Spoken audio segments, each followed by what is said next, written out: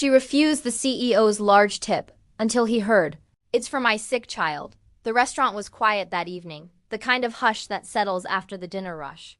Soft jazz played in the background, and the clink of silverware felt almost gentle. At table 12, a man in a tailored suit sat alone, scrolling through emails on his phone. His plate was nearly empty, but his mind was full of quarterly reports, stock prices, and decisions that affected hundreds of lives. Across the room, a waitress named Emily moved with quiet grace, refilling water glasses and smiling even though her feet ached. Emily had been working double shifts for weeks. Her apron was clean but faded, and her name tag was slightly crooked.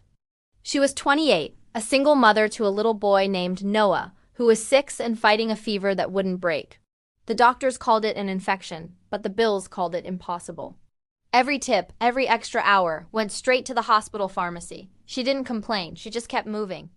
The man at table 12 was Richard Hargrove, CEO of a company most people in town had heard of. He traveled often, ate in places like this one, and left generous tips without thinking twice. Money wasn't something he worried about. Time was. That night, he barely looked up when Emily cleared his plate.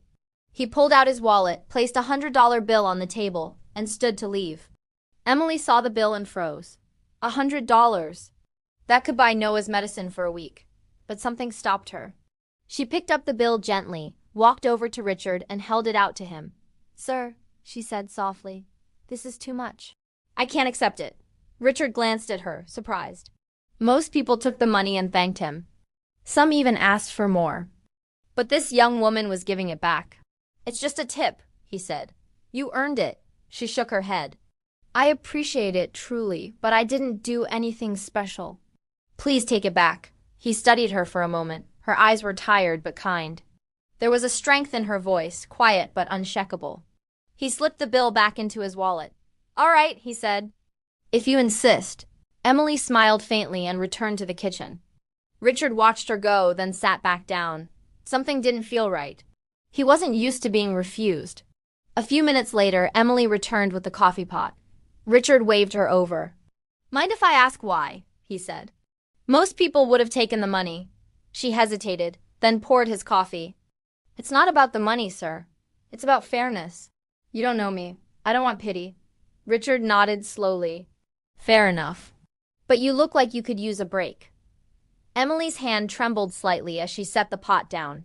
She glanced toward the window, where the streetlights glowed softly in the rain. "I have a son," she said quietly. "Noah, he's sick."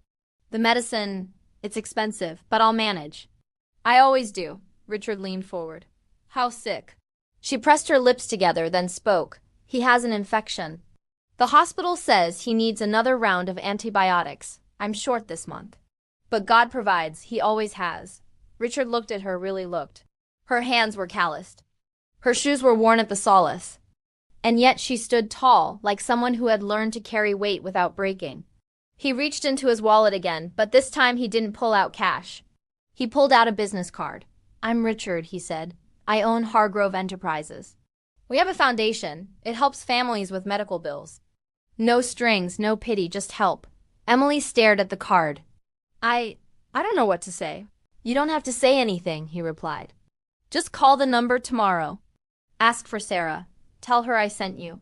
Tears welled in Emily's eyes, but she blinked them back. "Why are you doing this?" Richard thought for a moment. He thought about the board meetings, the layoffs, the numbers that never included names. He thought about the emptiness that followed him from city to city. "Because," he said, "someone once refused my help. And it taught me more than any yes ever could." Emily took the card with both hands, as if it were something sacred. "Thank you," she whispered. "From Noah. From me." Richard stood to leave. This time he didn't offer money, he offered something better a chance. As he walked to the door, Emily called after him. "Mr. Hargrove?" He turned. "Noah loves superheroes," she said with a small smile.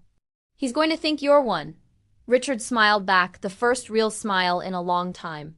The next morning, Emily called the number. Sarah answered on the first ring. By the end of the week, Noah's medicine was paid for. By the end of the month, Emily was enrolled in a training program through the foundation paid for Flexible Hours, a Future. Richard never returned to that restaurant. But every year, on the anniversary of that night, A check arrived at the children's hospital. No name, no note, just a quiet promise kept. Emily kept working. She kept smiling. And every time she poured coffee for a stranger, she remembered the man who didn't give her money but gave her hope. Sometimes kindness isn't about what you give. It's about what you're willing to see. Share this story if it touched your heart.